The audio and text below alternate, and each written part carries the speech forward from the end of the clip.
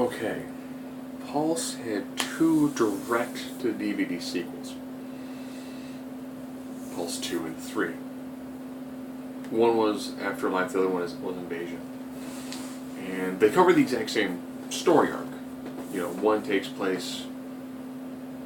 if your one takes place first, and then the part 3 takes place like 10 years later. They both introduce very unique concepts that go nowhere. They both have horrible green screen effects, to the point that it looks like someone did a bad 3D, where the person you're seeing is always so far in the foreground, the background looks entirely flat. So what's part 2? Part 2, the dead are still walking around using Wi-Fi signals. You have a father-daughter pair that's just trying to survive. They throw in a unique part where there's a guy who wraps himself up in the red color.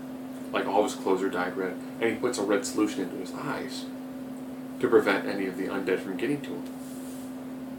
Very unique and interesting look for a character. You see him a little bit in 2, but the bulk of his story is in 3.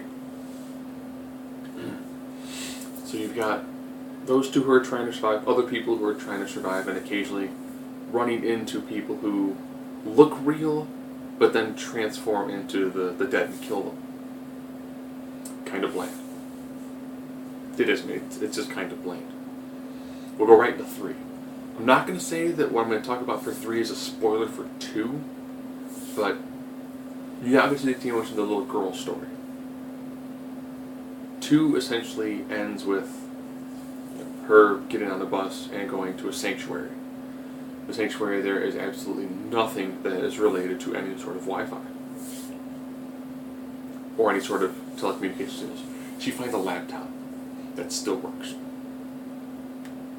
It still connects to a Wi-Fi signal. Meets somebody, then decides to go head off into the city to meet said person. That's all I can say about her story, not really giving a tremendous amount away. But the guy you saw earlier in 2 makes his appearance in 3 and actually tells you what his plan is. His plan is actually one of the most interesting concepts out of these 2 films when it gets used.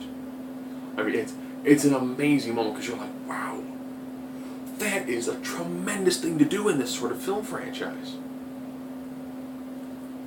And they really don't fully seem to explore it. There's a moment in 2 that you go, oh, that's brilliant.